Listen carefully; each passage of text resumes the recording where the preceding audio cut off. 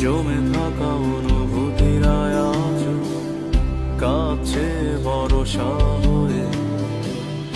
এপিটাফে রাজকন্যা তুমি, আমি পরাজিত প্রভু।